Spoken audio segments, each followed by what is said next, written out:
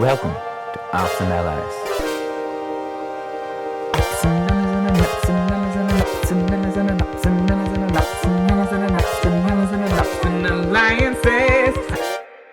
Welcome back to Ops&Allies, where strategy meets science and alliances meet analysis. I'm Sarah, your host and friendly neighborhood behavior analyst. And I'm Bean, and together we're your favorite Final 2 Alliance. On this episode, we'll recap the second week of BB27. We'll talk about gameplay, point out our favorite house guests so far, and all along the way, we'll talk about the behavior behind the chaos. We're always rooting for a ton of chaos. It's just good television. All right, let's recap what happened this week. Let's dive right in. Sunday, immediately after our vote to evict Zay. Bye, Burger Boy. Bye, Burger Boy. A bit of a blindside for the Burger Boys. They thought they had, right, the boys plus Adrian plus Kelly, and that would have been enough to have Zay stay. So, who flipped? I love a blindside the first week. Oh my God, yeah. Who wants a unanimous vote week 1? I hate unanimous votes, I have to say. So, who flipped? Riley voted against him because he wanted to be on the good side of Amy and Rachel. Riley, one of the Burger Boys. Is this related, you think, to his chat with Rachel and like them building a bigger relationship, or is this just like fear of the queen? Ooh, that's a good question. I think a little bit of both, perhaps. I mean, we don't have all the context, but I do think people fear Rachel. She has a reputation in this house, but also she did start to build a relationship. Last week we talked about pairing. She definitely paired herself as a reinforcer for Riley. So that could be why. Also, fear is a really strong motivator. So I think you're right. I think maybe both. Nobody wants to be on Rachel's bad side. Nobody. I don't. Oh my God, no, I'd be terrified. So there's a little bit of paranoia in the house because they're trying to figure out, who flipped the vote. Keanu, one of the other Burger Boys, doesn't believe that Will voted to keep Zay. He thinks that maybe his relationship with Rachel was strong enough where he would have flipped in order to keep her. Totally wrong, but he is dead set in this. Nobody's really even batting an eye at Riley. No, I find it really interesting that they believe Riley, but they don't believe Will. I think they just pinned it on the old guy. Oh. I think they have less of a relationship with him. I think that he has more of the chance to have a strong relationship with Rachel because, they're both older. They both have kids. Okay, that makes sense. I didn't even think about it that way. Can the Burger Boys survive this? We'll see. Honestly, I think they will. I think they'll breeze through it. I do think we're starting to see Keanu just kind of go wild card status. And I think at this point, that is where I see his trajectory going.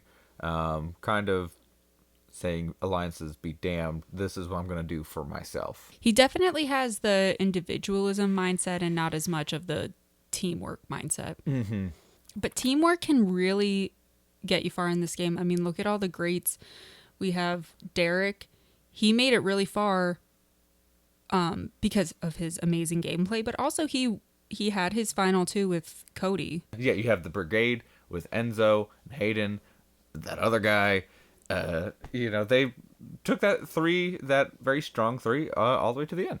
But like this pattern persists, and to think that you can make it all the way to the end all by yourself without building trust lonely road. It's a lonely road, but also it doesn't happen really. So Keanu, get it together, man, if you want to stay. But Adrian told Will then that Keanu thought Will voted Zay out. So Adrian has done this a couple of times already. Don't tell him something unless you are okay with it getting out. Right. Well, and I think for Adrian's case, he's just telling the people that he knows he trusts. Mm-hmm. Adrian's just further developing that relationship with Will that he's established a trust with, he's in an alliance with, where Keanu is obviously not. And Adrian's basically telling him, hey, like, we have a wild card in our alliance. No, for sure. And Keanu just cannot. We'll see this later on in the episode as well, or in this week's breakdown. Keanu, I don't think he reads people very well. I don't think he understands other people very well. But that will show up later. Mm-hmm. So that's just foreshadowing. Ooh. All right. Now it's time to have the next HOH competition. Time to get somebody else with those keys in their hands. And this one comes in with a lot of drama. The lights go out. The sirens blare. Flashing lights. Oh, what happened? The mastermind is back. He took the HOH key and 3 powers. Ooh. That were apparently hidden in the safe? Right? There's not a lot of explanation about what's going on with this mastermind. He's just like showing up. There's a safe behind a painting on the wall. Guess we stole something. Now we finally get to know what he was stealing. Sure. So, this competition, I love these types of comps. They have to crawl through pitch black, quote unquote, sewers to find the objects that are missing, to find the key and then these 3 powers. So really what it boils down to is there's a bit of a maze, different rooms in the maze along with several corridors that are, basically sewers. Smells terrible. And there are 4 dumbwaiters in one of the central rooms that they have to go out, find missing pieces, kind of like oversized symbols for these stolen powers and key, and then place them into matching recess in each of the dumbwaiters. You find the right shape, you put it in, you get the reward. Easy peasy, right? Well, no, because, again, pitch black, like going into a cave and turning the lights off black. And there are a whole slew of duplicate copycat symbols out there in the dark that are meant to throw you off. This competition, I think, started hilariously because right off the bat, you have Ava. She just sits down. She goes, I'm scared of the dark. I'm sitting this one out. She just finds the ledge and sits the entire competition. So let's talk about this because I found it really interesting. There are 3 powers and the HOH key up for grabs. And she sits down. She doesn't even try. I thought this would be a good opportunity to introduce the concept of functions of behavior. Every single behavior happens for a reason. And we call that the function. The why. Why does behavior happen? Well, let's look at the function. Our 3 functions of behavior are appetitive, escape, and avoidance. Appetitive is positive reinforcement. I want to get something. Like a cookie. A cookie, water, comfort, attention. We'll talk about attention for sure in this episode. But yeah, it's positive reinforcement. I want to get something. Escape is I want to get out of a situation that is currently happening. Like sewers. I'm confronted with some aversive stimulus and I want to do something to get that out of my environment. Which is a little bit different from avoidance, which is also, I want to use negative reinforcement to make my environment better. You want to prevent something from happening in your environment, right? Exactly, yeah. Where escape is I'm getting out of something that's already happening. Avoidance is I want to prevent that bad thing from happening at all. So here, Ava is avoiding having to scavenge through the sewers. So she just sits down. Yeah, she is afraid of the dark. So maybe she's avoiding, maybe she knows that how she typically responds in those situations, and she's avoiding her own behavior. She's avoiding the stimuli that make her feel icky. Yeah. Not the best game move, but I feel you. I'm also scared of the dark. Whereas everyone else who is actively competing would be engaging in appetitive function of behavior, trying to seek out these powers or the head of household key. Yeah. Yeah. So they're engaging in behavior to access these powers. Yay, we did it. Makes sense. All right. Adding into our vocabulary, appetitive, escape, and avoidance.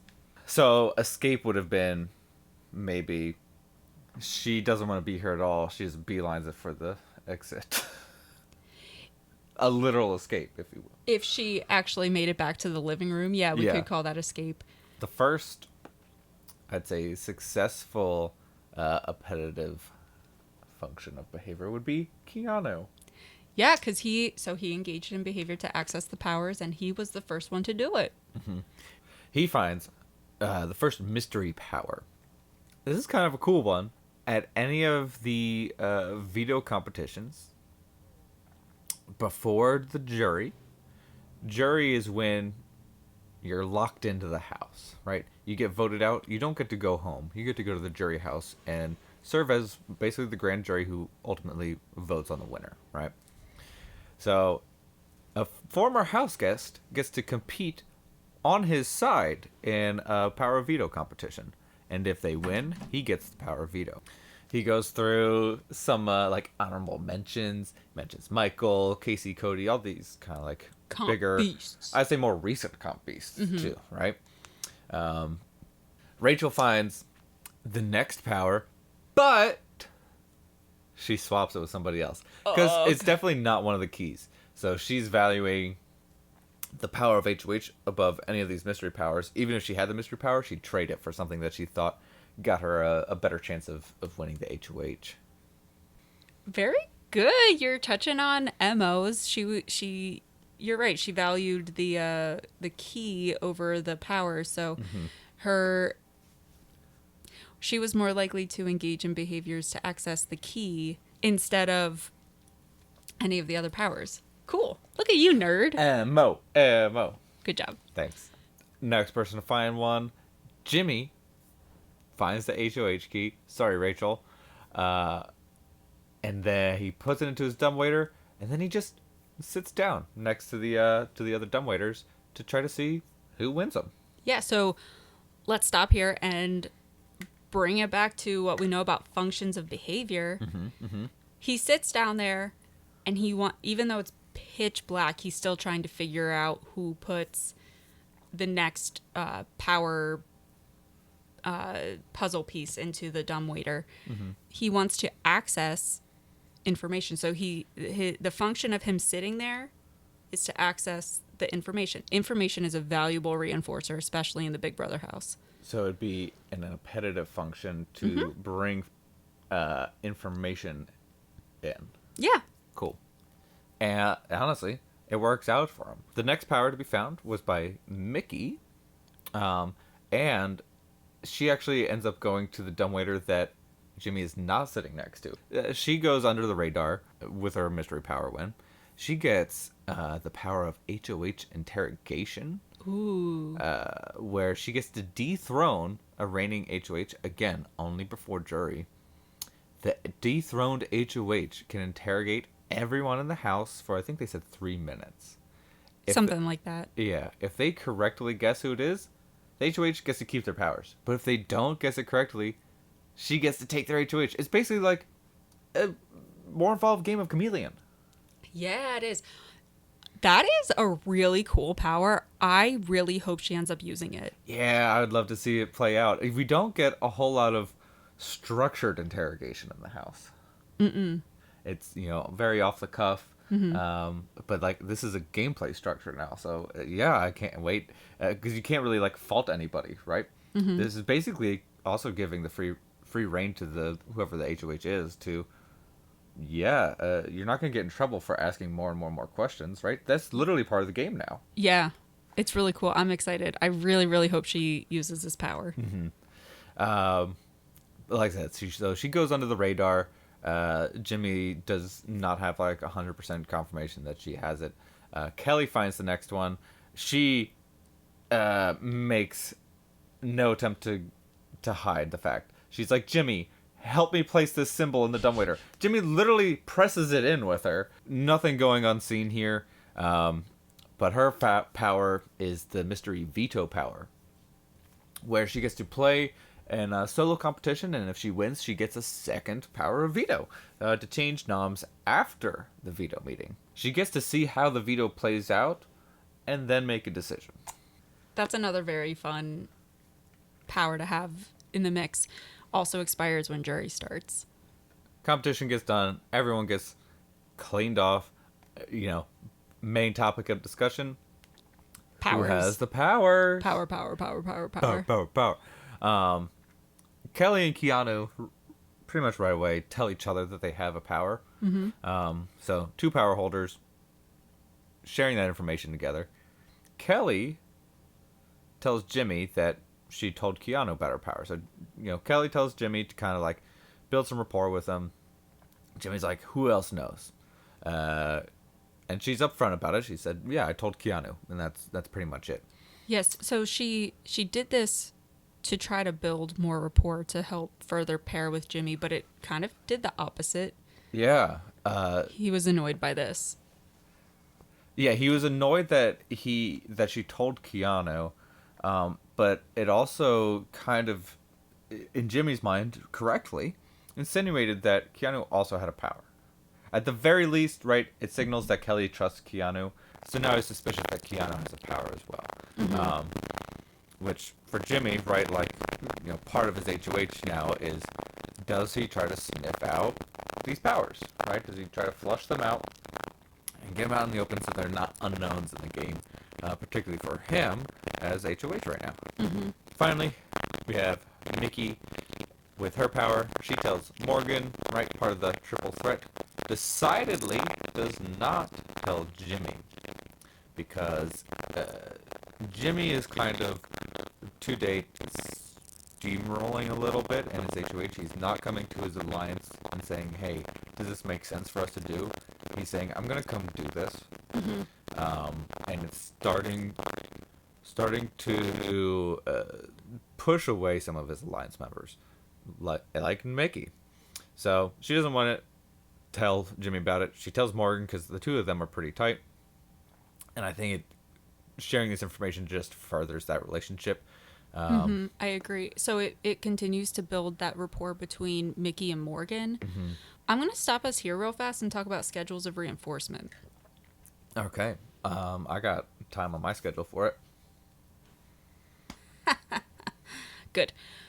So schedules of reinforcement, simply put, just specify when reinforcement is delivered and what behaviors will contact reinforcement. Okay. So when we talk about schedules of reinforcement, it's essentially how often is reinforcement being delivered, right? And a lot of times, especially in this game, conversations, information, and attention from your alliance members is really strong reinforcement. By not consulting with his alliance of triple threat, he's putting Mickey and Morgan on a very, we'll call it a thin schedule of reinforcement, where, other really strong alliances that we've seen in the past, the Brigade, for example, they consulted each other on a lot of stuff, especially those 3 core members. Right, they had a higher frequency of like sharing that information, or higher frequency of reinforcing each other through that shared information. Yeah, so we'll call that a dense schedule of reinforcement. And what Jimmy's doing to the rest of Triple Threat here, he's putting them on a very thin schedule of reinforcement. So that's going to eventually lead, if he continues, it's going to lead to them not wanting to give any information back to him. Mm-hmm. We're already seeing that happening here. This is a topic for another day, but he is putting their behavior of going to him on extinction. Right. Yeah, and which, if continued over the current trajectory, is basically just putting that alliance on extinction. Yeah, turning essentially. Allies into ops. Oh my gosh. What? That's cool. And honestly, I think that'd be smart for them to. I think it'd be wise for them to keep Jimmy, as a number still. Mm-hmm. But know that look, you're not number one priority in any means, right? You're not even probably number two priority. Jimmy is probably his own top three. Alliance alert, alliance alert. I predict that Mickey and Morgan are going to have a final two, and they're going to eventually cut Jimmy out. Oh, yeah. No, definitely. It's time for actual nominations then. Like I said, most of those talks were really around powers, and this is driving a lot of Jimmy's decision making on who he wants to put up onto the block. Mm-hmm. Now, we already know he wants to put Keanu up. Duh. He doesn't like Keanu. They're very publicly going against each other. They blew up on each other last week. So that's nomination number one. Easy. Jimmy is saying that he wants a clean week. He wants as little blood on his hands. So he wants a clean week, like you said. He wants to put up people who won't put him up in retaliation.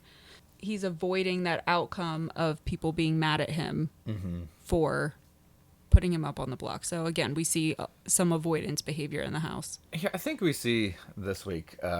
Jimmy showed that he has a lot of talk and not a whole lot of action. He talks A lot of about, bark, no bite. Yeah, very, very little bite. Playing a little bit scared. Now it's week 2, but he has a lot of opportunity throughout this week to kind of make some bigger moves in the house, and he keeps kind of faltering under the pressure of being HOH. And I hope he looks back and is slightly embarrassed. But he got Kelly on board to volunteer to be a pawn. I don't think Kelly really, cares for it. No one ever cares to be a pawn. Kelly's going to gun for the veto. And then his third nom, he ends up going with Adrian. And let's talk about how this ends up getting presented, because I think it's kind of funny. Ridiculous. Yeah, in particular with Keanu, right? Everyone saw this coming, but Jimmy has this tendency to add spice and flair and drama to his announcements already. He continues that here as well. He comes in and he is making very clear that I want Keanu out of this house. He goes during the nomination ceremony saying, Keanu, your game is so full of shit, the toilet is jealous. Oh my gosh. You know that he practiced that line. He might have had a little notebook in his head. I can just see in his brain a little wastebasket of crumpled up lines. He went through all the options and that's what he landed on, which honestly, good line. It's a good line. Yeah, it is. He so desperately wants to be blown up because of his one-liners. He wants the clout of being that spicy, quick-witted guy. Yeah, he wants his sound bites to go viral for sure. And it definitely sounds practiced. Yeah. Even in his conversations with other house guests, right? Later in the week we have just some back and forth with him and Rachel, just hanging out. They're talking shit on Rachel's outfits, and he's really quick with it, but it's honestly, it just feels like something that he practices every day by kind of being an asshole. Ooh. He's just kind of mean about it. He is mean. Rachel even does say that at one point. Okay, we could break down the function of these nominations, but honestly, I just think we've already summed it up with saying that he wants to avoid getting blood on his hands. Right. Let's talk though about these one-liners that he's trying to throw out and trying to Please. he's trying to make himself, yeah, like you said, that quick-witted funny guy of the season. So we can break down reinforcement into categories in a bunch of different ways, but let's talk about socially mediated reinforcement versus automatic reinforcement. Okay. Yeah, lay it on me. All right. What's socially mediated? Socially mediated is kind of what it sounds like. It's coming from other people. Reinforcement is only delivered through other individuals in your environment. Automatic reinforcement is the behavior doesn't need anybody else in order to contact reinforcement. Gotcha. So let me give you some examples because that might not have been clear. let's say someone's pacing around the backyard when nobody else is around. It's probably automatic reinforcement. Somebody talking to themselves in one of the rooms when nobody else is in there, they're talking to the cameras. That might be automatic reinforcement, trying to soothe themselves down, trying to talk through things in their own way. That would be an example of automatic reinforcement. Could that also be socially mediated in like the context where people often go there and like talk to their families? And But- so like they're not getting a response back, but like they're talking directly to the camera and saying, "Hey mom, love you, miss you." Is that I would argue that's automatic reinforcement Okay. because they're not getting the like the feedback? social feedback from whoever they're talking to. And yeah, they will eventually, and maybe that's the long game, but in the moment, it's automatic reinforcement. Gotcha. That makes sense. So an example of socially mediated is a house guest fake crying in the diary room to get attention from the producers who are asking them questions, or when you go up to the HOH room to see all the goodies that somebody gets, faking being excited gets you more attention from the HOH. Does that make sense? Yeah, absolutely. So we have automatic reinforcement versus socially mediated reinforcement. I do like Keanu's kind of response to Jimmy through all of this. He just kind of puts his sunnies on, leans back in his chair, close a raspberry, and like he has some responses back. I honestly liked his responses to Jimmy back more than Jimmy's pre-planned responses. I feel like Keanu was kind of funnier off the cuff than Jimmy was pre-planned. So sorry, Jimmy. Didn't ring very well. Like, your game is so full shit. The toilet is jealous. Like, It's funny, but it's Keanu, not gonna go down as like an all-time great line. No, I don't think so. Keanu then says that Jimmy awakened his barbarian's rage. That's awesome. That is funny. Look, I may be a little biased in it, but it's one of my favorite lines. It's pretty good. Like, just because who the fuck goes around and goes, "You awakened my barbarian's rage"? On week 2, bro. More people should say this. I have to say. Nomination ceremony goes through. We got a very clear, Keanu versus Jimmy here. Kelly's up as a pawn, but let's not miss where she is. Option B to go out, 100%. For sure. Adrian is kind of up there, just as a pawn. I think so. So we go into the next episode. After the nomination ceremony, we see a few different conversations of note. Amy starts to talk to Ashley about wanting Kelly out. Ooh. And I do appreciate Amy in the way that she talks about Jimmy, because she's just honest. She's just honest about it. Jimmy is a weenie. He's taking these like easy moves for him. Kelly's already been on the block. Adrian is like, honestly, Adrian is probably one of the more surprising nominations there, just because he hasn't done anything to ruffle feathers. But he's so easygoing and laid back that I think he was an easy pawn to put up in a week where you didn't have an obvious choice. I agree. But yeah, Amy keeps calling Jimmy a weenie. I agree with you, Amy.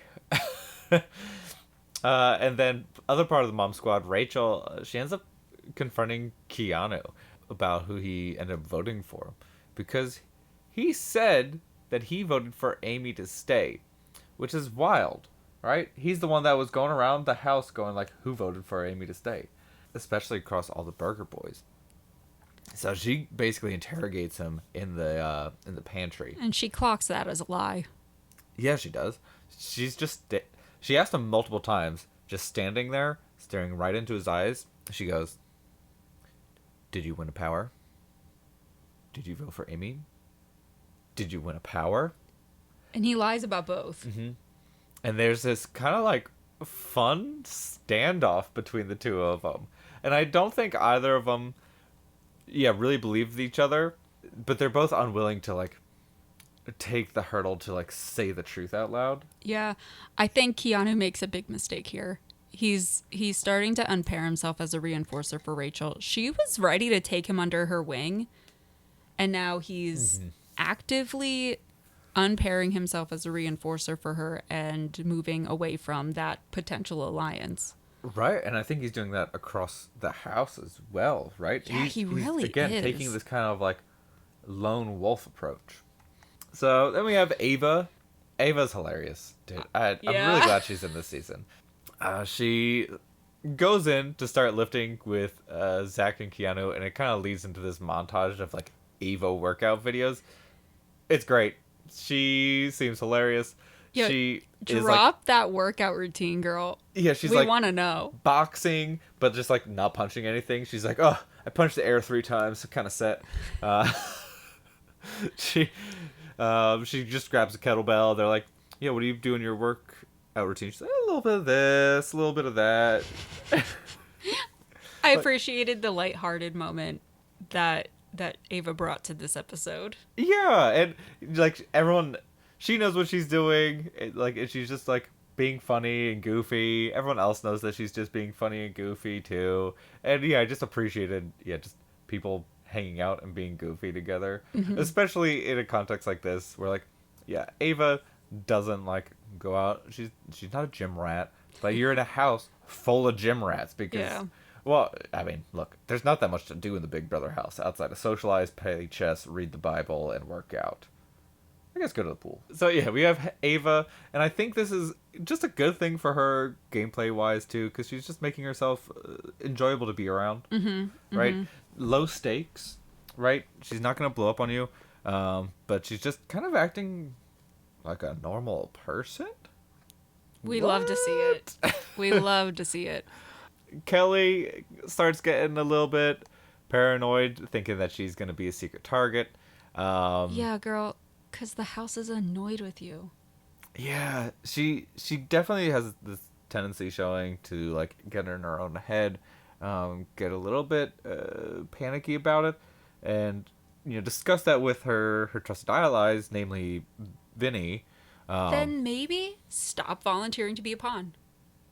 Yeah, honestly, 100% on you, girl. At this point, I was thinking, does anybody even want Keanu out besides Jimmy? It seems like, at least the way the show is edited, it seems like at this point, only Jimmy cares about getting Keanu out. Mm-hmm. No, it's pretty like 1 versus 1. It feels there, right? So at this point, it seems like it's just Jimmy, but we will get to the rest of the house kind of changing their tune a little bit in a little bit. Yeah, so Kelly starts confiding in Vinny that like, hey, like what do I do in these situations? Now Kelly has told Vinny about her power, right? So they're discussing like when do we use it, when do we not use it, right? Like play out the veto, and if it doesn't go well, then use your own power, right? Keanu ends up also telling Vinny about his power. I think Vinny is poised pretty well right now because he does have relationships from that week 1 where he was HOH, and he's now starting to see people just like come to him and trust him with gameplay talk. Jimmy and Rachel, big personalities. They seem to be becoming friends after Jimmy's initial very public announcement that he wants Rachel out of this house. Right. They are very big personalities that have the potential to clash with each other or work together. So which will it be? Right. It's really hard to tell because even in the interactions that the episode was showing, going back to like, Jimmy was basically just talking shit about Rachel's wardrobe that she brought, right? And he was like, not all of them are hits. You got a lot of misses in that wardrobe, and like, oh, that sweater looks like it came out of my grandma's closet, and like he's just kind of mean. And she says that too. She says that she likes the banter with him, but he can be kind of mean. Yeah, and to Jimmy's credit, he's very quick with it. Yeah. Like he's very quick-witted with it, but like maybe keep it in your head a little bit. Yeah, whatever. Yeah, Rachel says she wouldn't want to get into an actual fight with him because she thinks she would lose in a battle of words with him, and I don't blame her. Like I said, he's kind of a practiced meanie weenie. If Rachel actively engages in behavior so that she doesn't get into real fights with Jimmy, what function would we call that? Avoidance. Nice. Okay, Yeah. okay. We're getting there. We are getting there. Ooh, Alliance Watch. Who we got? Alliance Watch. Woo, woo, Who we woo. got? Lauren and Catherine seem to be besties, but there seems to be a difference in how they perceive their relationship. Yeah, Lauren seems like more all in on the relationship, both on the friendship and the alliance, like bridging friendship and gameplay together. Mm-hmm. Catherine seems to only view it as friendship. I kind of read this situation as Catherine maybe being a little bit jealous of how likable Lauren is. Oh, okay. Because she states that she wouldn't want Lauren up at like final 2 with her, right? She wouldn't want to take her to the end of this game. And I think some of it is, Catherine showing maybe a little bit of jealousy in it. And like, I'm starting to slowly put together kind of like a, personality board for Catherine of like, who kind of are you, right? I know, she doesn't get a lot of airtime. She doesn't. But like, we have, right, the first week about the whole shower gate. And Catherine immediately is like rude and talk shit about it. But then in her head seems to like kind of walk it back and be like, no, I don't even care about that. Mm-hmm. Right? I think I'm starting to see like a lot of insecurities come through from Catherine, which could potentially be building towards some more outsized gameplay and blow-ups later down the line in the game. Ooh, I think she's poised really well, and if she can avoid that, like, if I were her, I would double down in the alliance with Lauren. I would. Get your trusted partner in there. Are you crazy? Lauren definitely wants it. Yeah, true. And I think you'd be crazy not to accept a trusted partnership like that. And I think that's being built out of a little bit of jealousy, a little bit of insecurity. And I get, like, Lauren's very pretty. She's very likable. And I think Catherine's jealous of it. I think she'd be a good person to be aligned with, though. Agreed. But yeah. That's the benefit of being on this side of the house. On the outside. Oh, yeah. I love it over here. So let's talk about the veto picks. Yeah, right away, before we even get into picking anything, Keanu comes in and he is using the power. And Jimmy goes, good, you're going to need it. Yeah. He calls it Keanu a liar. Keanu calls Jimmy a liar. Bang, bang, bang. Jimmy. They hate each other. Jimmy, your pants are also on fire, okay, man? And from where I'm sitting, it seems like Jimmy's the one that started this whole thing. His cutoff sweatpants are on fire. Ah! Yeah.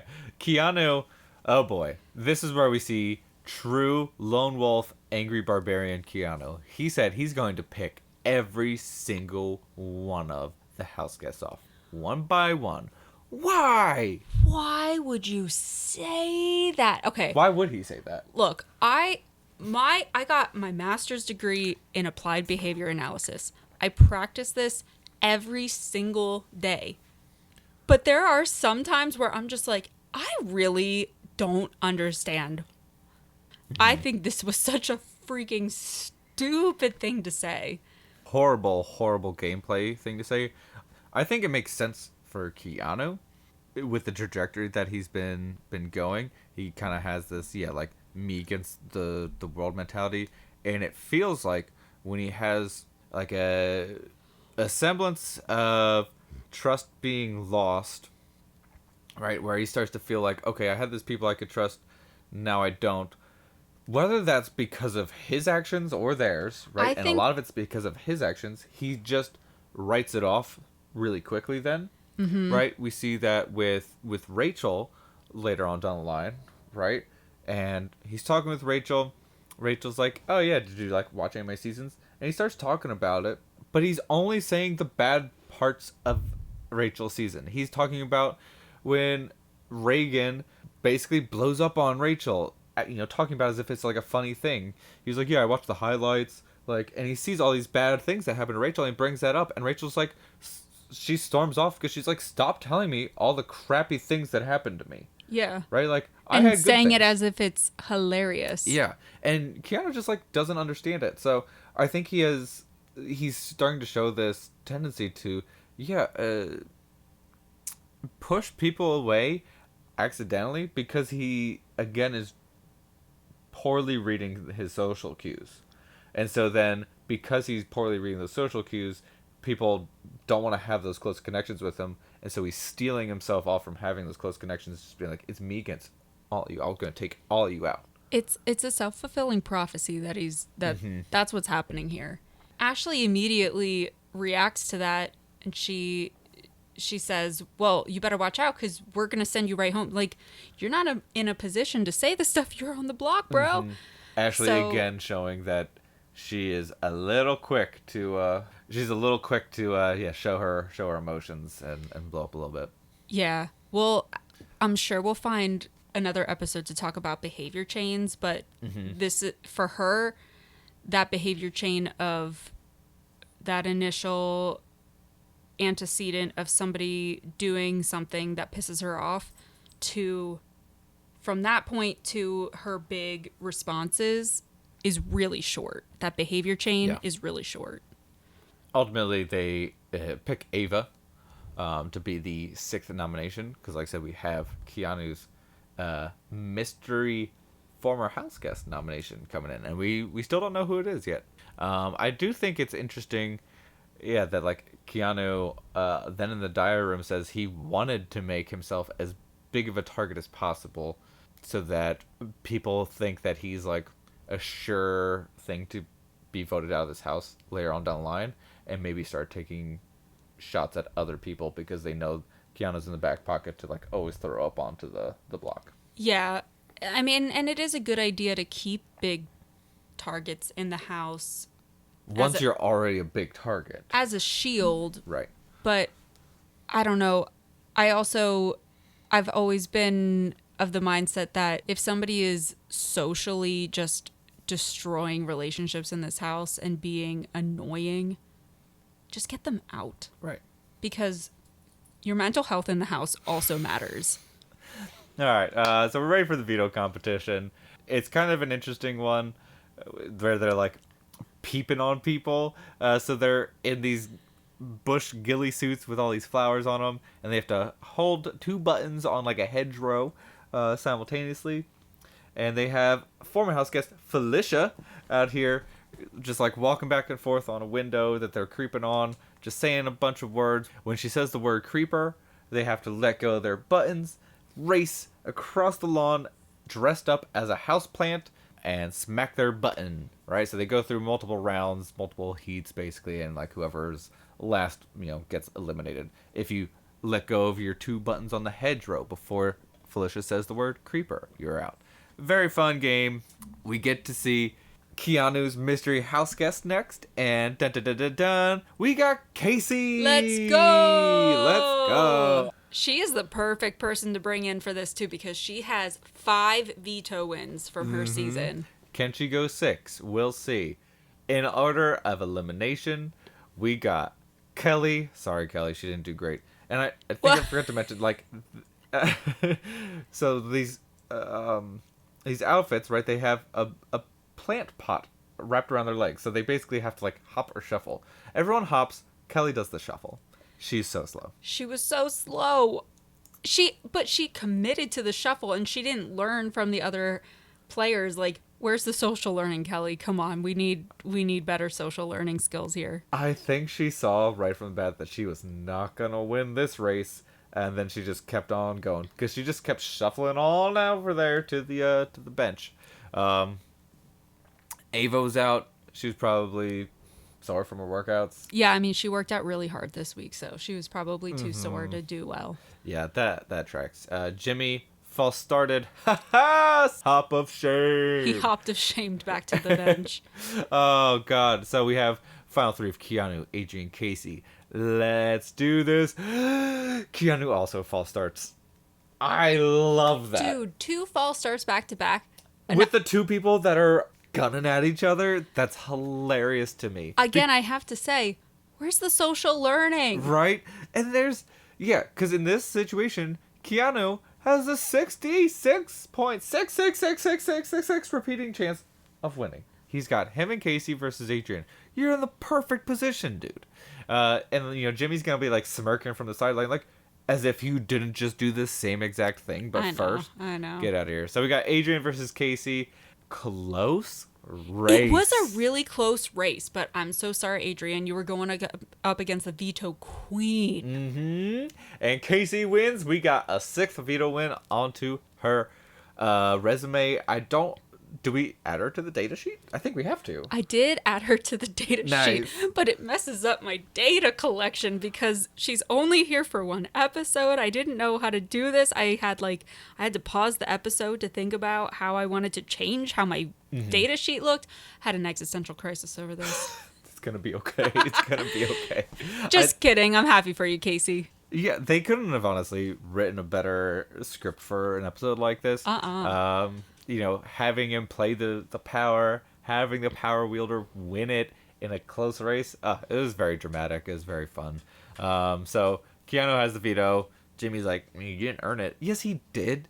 He did earn this. He found the power. He used the power. The power worked. He earned it.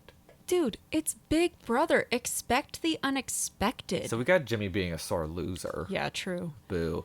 And continuing with his, weenie moves, he's considering putting up Will or Amy, which, again, total, non-threats. I can sort of see putting up Amy as, trying to lessen the power of Rachel. But also, why not just go for Rachel? Because I think the risk of... Well, the risk of swinging and missing to try to get at Rachel, that's a bigger risk than just getting at one of her alliance members. Because if you swing and miss with Amy, not as big of a deal. Right, but you're still pissing off Rachel by putting her number one person in this house up on the block. If you're going to piss him off, get him out. Go full send. Yeah. And I get it. It's week 2. You're not seeing Amy as a threat. You can't really tell if she's going to be a threat throughout the game or not at this point. Right. But you know that Rachel's going to be a threat. So go for her. Going full send isn't really in line with his weenie moves, though. Jimmy continues to be a weenie. He talks to Mickey about what he wants to do, putting Will and Amy up before he talks to Morgan. So again, he's not bringing Triple Threat in together to discuss anything. He's just like, hey, Mickey, I'm going to do this. It pisses him off. Mickey's pissed off because, oh, thanks for consulting. Guess you're just going to go do that. Morgan's pissed off because she's like, double what Mickey said, but also, why the fuck didn't you tell me? Yeah, true this. I, personally, as the viewer, I like this because my favorite alliance right now is Triple Threat minus Jimmy. Yeah. So, honestly, I'm all for anything that's going to make Mickey and Morgan cut Jimmy out. And maybe we call this a double threat. Yeah, no, I think they need to be a double threat. And you already see, it kind of crumbling with Jimmy. The delivery of reinforcement is so thin. Oh my gosh, look at you so bringing it back around. Yeah. But, yeah, in those relationships, Jimmy comes to meet up with them a little bit later. He sees them sitting out on the lawn, and it's just awkward, right? They're awkward. mad at him, and for good reason. And it takes us into the veto meeting where Keanu obviously uses his veto. And Jimmy puts up his replacement Nam, who is Amy. So, right, he's going between Will or Amy, and he goes for Amy first, right? Mm-hmm. So again, this is going to piss Rachel off, but I can kind of see where he can swing his reasoning towards Amy's a non-threat. Nobody's going to send her home. I want Kelly out of the house. Well, too bad, because Kelly has her mystery veto power, which she decides to use right now. Mm-hmm. So with Kelly using her mystery veto power, she gets to perform a solo veto comp. No pressure. Everyone gets to watch her from the living room on the screens. With Yay. a big countdown timer right next to her as she does this puzzle. Yeah, it's just a puzzle comp with big old paces that you're aligning together. She's talking to herself throughout the whole thing, and she's kind of putting a throwback to last week of speaking from the point of view of the house guest of Kelly, chanting her on as if she wants that repeated for herself. Yeah, this is automatic reinforcement. Yes, very automatic. And she ends up winning. So good job, Kelly. You get to take yourself off. Jimmy's obviously not very thrilled. I mean, having to put up 5 different nominees. Jimmy then says, and we have to talk about this, I want a week where I can expect the expected for once, but maybe that's too much to ask. What are you thinking? So, 1, yes, that is too much to ask. Way too much. Because 2, what game do you think you're playing? Do you not think you're playing Big Brother? 3, you're a week and a half in. So I want a week where I can expect the expected. Dude, Yeah, we're only a week and a half in. This is your first full week of Big Brother. Finally, if a reinforcer for him is a predictable moment in the house, and that schedule is very thin. Thin schedule. Thin ice. He's going to break through. If you're the type of person that likes the chaos and like it's really reinforcing to have everything thrown around all the time and you don't know what to do, then this is a very dense schedule of it's a very dense schedule of reinforcement. And that's typically what you see in the house because this is Big Brother. Mm-hmm. But anyway, Kelly then immediately uses the veto on herself, of course.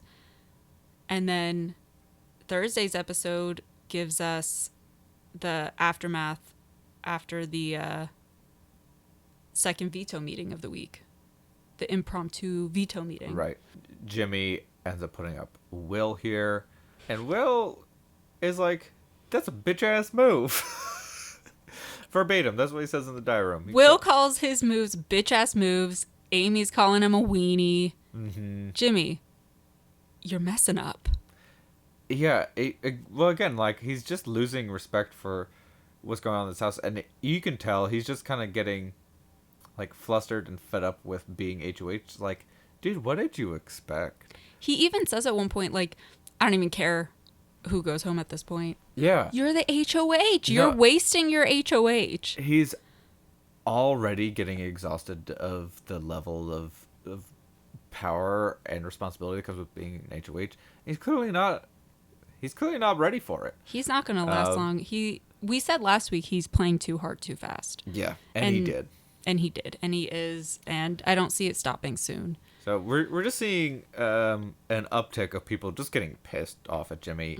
Very likely candidate to go up next. We see, Mickey Morgan already pissed with them. Mm-hmm. So now we have all of our final nominations on the board. Now it's time for some campaigning to start going on. Mm-hmm. I think Lauren broke it down pretty well. There's this kind of split sides of the house forming, where there's this unified girls plus Jimmy, and this what she thinks is maybe like not quite as unified boys side plus Kelly. And I think she's right to think that it's not as unified because that's how the vote crumbled last week. Mm-hmm. The boys plus Kelly would have won last week's vote.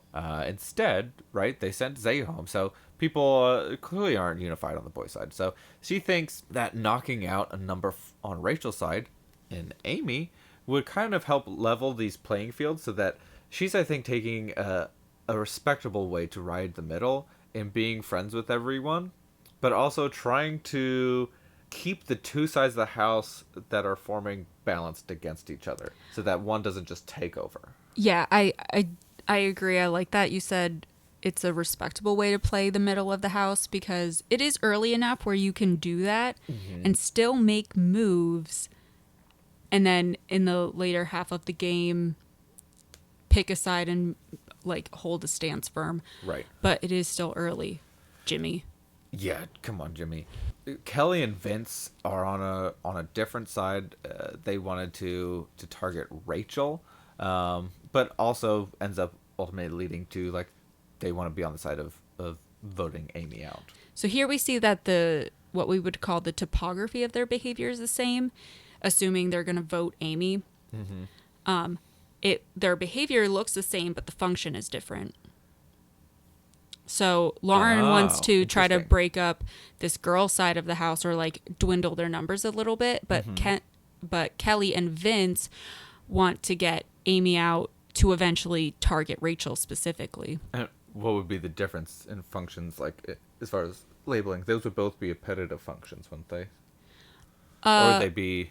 It would be negative reinforcement, so we'd probably call it, we'd probably put it under escape. escaping the power of having Rachel in the house? Yeah. Okay. Cool. So double threat, kind of also on board as far as getting Amy out, in that they want to keep Will. And so I think pretty much everyone's on board that they talk to. Ava down to keep Will. Burger Boys on board. They talk to Ashley, and she may be not so much on board because she wants to keep Amy. And so, right, word gets out that really Amy's kind of falling to the chopping block. Like, if it's between Will and Amy, we want to get Amy out. Mm-hmm. Right? So Ashley feeds this information to Rachel, and I think we get probably favorite line of the week here. I think, I mean, Rachel just gives us iconic lines. She is what Jimmy wants to be. Mm-hmm. Sorry, Jimmy. So she walks into the HOH room in a very dramatic black hat and a matching black dress. And the first thing she says when she walks in is, "I'm dressed for a funeral because I know you're already going to bury my friend." Damn. Good line. I mean, she's not wrong, though. That is the plan. If it's between Will and Amy, I think Rachel's making it clear that, hey, I don't want Amy out of this house. So she's campaigning hard. She does her best here. Yeah, she does her best. Ultimately, I don't think that she has much room to win. She's basically trying to instill fear that, like, hey, this is my friend. If you vote her out, like, it's going to piss me off. You know what, though? I have to say, we always root for personal growth in this household.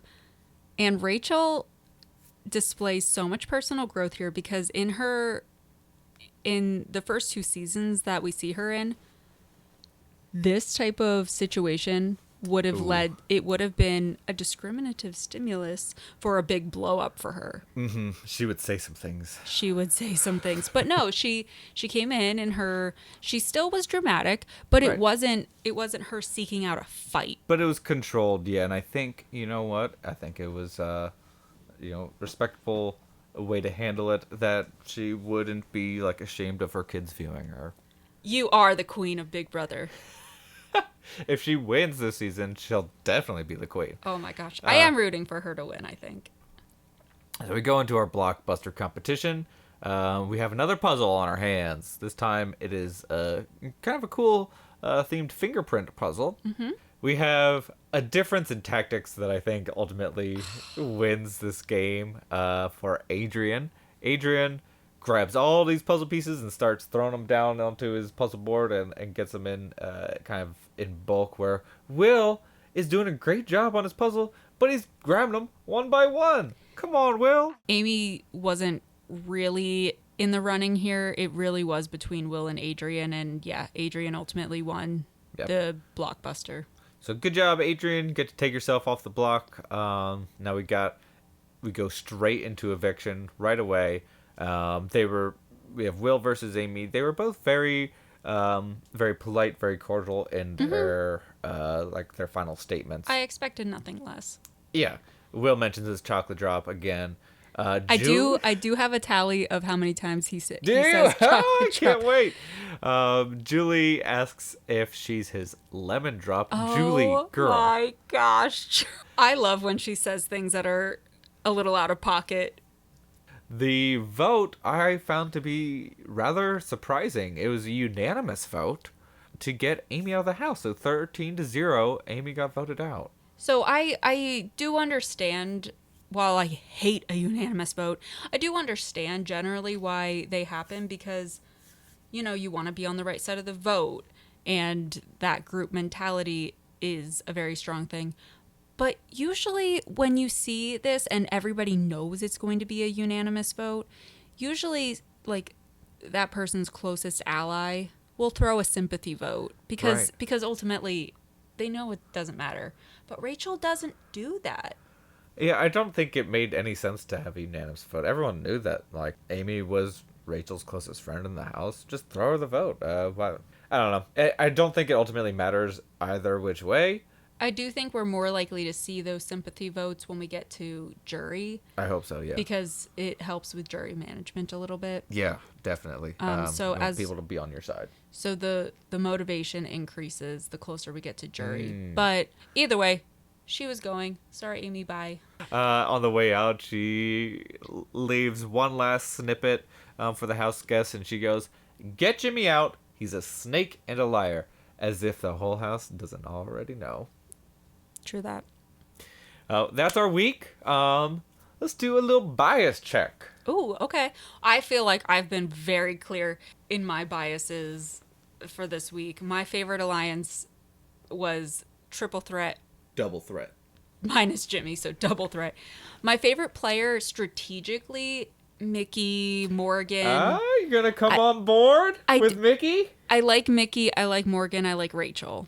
My favorite player to watch, though, on an entertainment level, Ava. Is Ava? Yeah, Ava. Ava really came through this week as a fun person to watch. Welcome to the party of having your favorite player to win be Mickey. Is that still your favorite player to win? It is. It is. Do you have a favorite alliance? For gameplay, my favorite alliance would be the Double Threat. For naming convention, it'd be the Burger Boys. You do like to say Burger Boys. It's so fun. But I do think on my leaderboard throughout this week, Vinny is now getting larger and larger because I think he did a great job of having as little emphasis on him this week as possible, which is, I think, exactly what you want to do as the first week HOH, right? Gather those relationships and now peel back. So that's great. But I think, Mickey's still my favorite player to win. I think she's continuing to show the right traits to be a very strategic player, and to know when to hold on to information, when to keep it to yourself. So let's do a little recap, a little behavior breakdown. Just to recap the terms that we talked about this week, we talked about functions of behavior. Do you remember what our 3 functions of behavior are? We have our appetitive behavior to bring something into our environment, right? Mm-hmm. We have our escape function, which is to completely remove ourselves from an environment. Or remove an aversive stimulus from your environment. Okay, got you. And then we have the avoidance function, where we're trying to avoid the behavior from happening. Yep, putting it off or delaying it. Appetitive, escape, and avoidance. Good, yep. And then we also got a little bit of a taste of schedules of reinforcement. Delicious. A little snack. Just a little snack, because we didn't dive too much into it, but we talked about dense versus thin schedules. Mm-hmm. Hey, look, I'm an engineer. I'm all about the densities, particularly when it comes to the snacks that I get on schedules of reinforcement. So I need to give more examples that involve food. Give me a full meal, baby. Give me a full meal. All right, I'll keep that in mind for episode 4. Yep, so we talked about schedules of reinforcement. We also talked about a different way to break down types of reinforcement, because last week we got into a little bit of positive versus negative reinforcement. Mm-hmm. This week we talked about socially mediated versus automatic reinforcement. Right, with socially mediated being dependent upon like a response from others in your environment, and automatic being completely independent of that. Mm-hmm. Yep, that's a really good way to put it for everyday Joe. Well, until next time, we'll see you in the dining room. Bye. Bye. Alliances,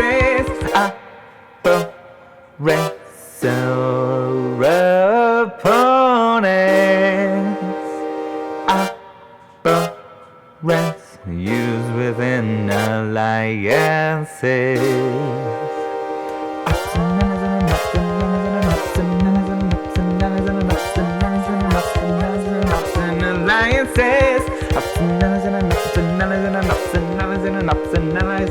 Operates. I think we got it.